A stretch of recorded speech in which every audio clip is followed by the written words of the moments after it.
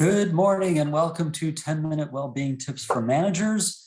You might want to turn your cell phone off so the buzzers, beeps, and bells don't distract you. So last week, Carolyn shared how nonverbal communication impacts our well-being and the well-being culture on our teams. Today, we're going to talk about fairness.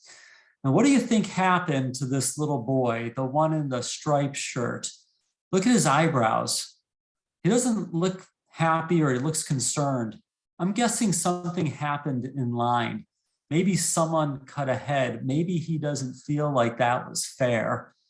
Now, most of us know what it's like to be on the receiving end of something that wasn't fair, such as having someone cut in the lunch line, or your friends get to stay out later at night. Lots of examples from our childhood.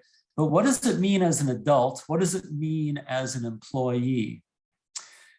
If John doesn't have to work hard, then why should I? And if Kamalia isn't going to follow the rules, then why should I? Why would I want to do more work if I'm not feeling treated fairly? Without fairness, our colleagues can become disgruntled. Without fairness, people start to leave. When employees feel or experience fairness, they feel good about themselves and about their teams and about their organization. Fairness contributes to a sense of community. Now, if Thomas Edison was afraid of being creative, being innovative, we probably would have had to wait a few more years before getting the light bulb. We need to innovate every day because new situations arise. Sure, we see a lot of the same things, but there are always new circumstances, especially in patient care.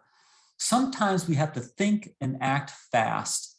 Our ability to respond creatively and arrive at the most effective solutions depends on how much we trust that our managers are going to treat us fairly if things don't go the right way.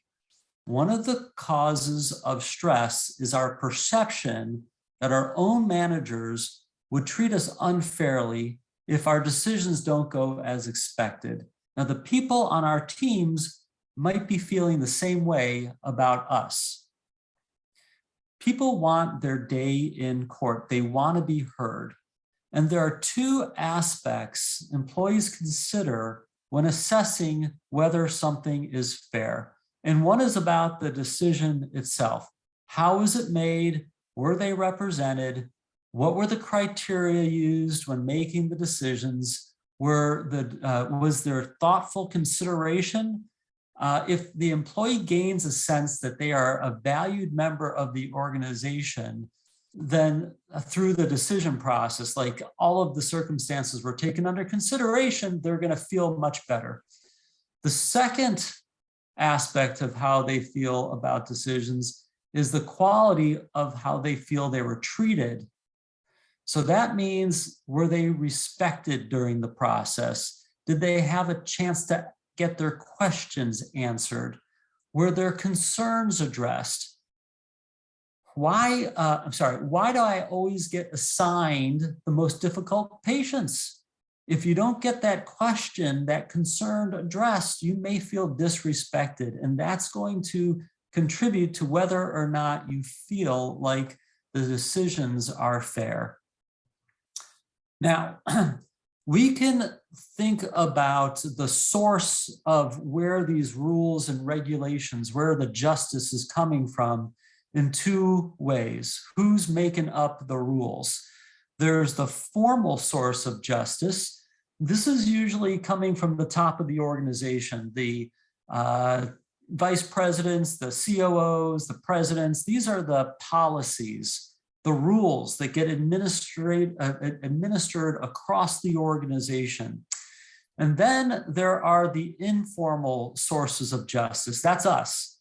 Okay, so we have to translate the policies and the company rules in order to see them get implemented. And so we're the informal source of justice. Now, an employee can embrace one without the other. In other words, the employee might not be happy with a policy that comes from the formal, like the top of the organization, but they might be good with you because you may have explained why the policy needed to be put in place and why, and answer their questions, shown respect. So fairness is not about agreeing with a policy or a rule. Fairness is how we feel about a policy and a rule. So let me summarize the last two slides. We can look at, employees look at how they feel about things in 4 different ways. They look at the source of the rule, whether it's a formal source or an informal source. And then they look at how the decision was arrived at and how they're feeling, how they were treated as these rules and policies play out. Now, as an informal source of justice, you, the manager, us, the managers, we have a lot of discretion. We can interpret, and most likely do interpret, rules and policies different than other managers around us. For example, and even if it's not a formal policy, we have a lot of discretion. So if you're on a unit, the head nurse is going to have to make a decision about which nurses are covering which patients. And that could go well. People could think it's fair, or some people on the team may not think it's fair. So keep that in mind, because how you go about whatever management style you have, your employees are going to be consciously or subconsciously assessing how they were treated in respect to fairness as we go about our business. Now let's go back to our young boy here, our future healthcare worker, right here at Johns Hopkins Medicine, 18 years from now. Perhaps a child cut in line that day, and this boy doesn't think it's fair. There's a policy, so there's a formal source of justice. It says we all get in line and no one cuts. And he wasn't treated well because he wasn't asked and there was no explanation. So the informal policy, his teacher let him down. Here's another scenario. The boy or girl who cuts in line has a cast on and crutches. And when that happens, well, okay, so there's a formal rule, but you know what? Maybe I can understand because this other child is in need. So maybe the perception is a little bit more fair. But what would have been best is if that child with the crutches and the cast, if the teacher said to the class, hey, we're going to let child Samantha go to the front of the line because she's having difficulty walking. And if it happens to you, we'll treat you the same way. That would probably be the best outcome, where all the kids feel like they're being treated fairly. Now, we can enhance the perception of fairness by holding everybody on the team accountable equally. So if you see something, say something. Don't wait until the annual performance evaluation.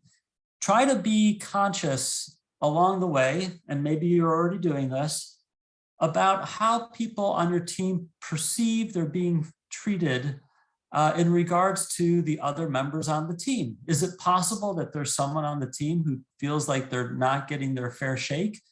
Is it possible that most of the team feels that we play favorites with someone on the team?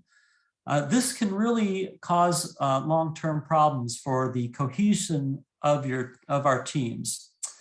So when that happens, when people feel like they're being treated unfairly, I know I said this at the beginning, but I have to remind us, people become disgruntled and they may want to leave. So this week's tips, these are repeats from what I embedded in the presentation.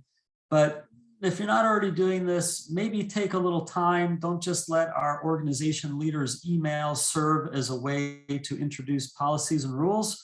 If we discuss them with our team, they're more likely to embrace them. And if you're going to have your own team rules, procedures, if you're not already inviting your team to participate in creating those, I would encourage us to rethink this. The more we can engage people on the team and decisions, the more likely they're going to feel like they're being treated fairly, and that's good for everybody. Follow us on our social media folds, and we have some time for questions.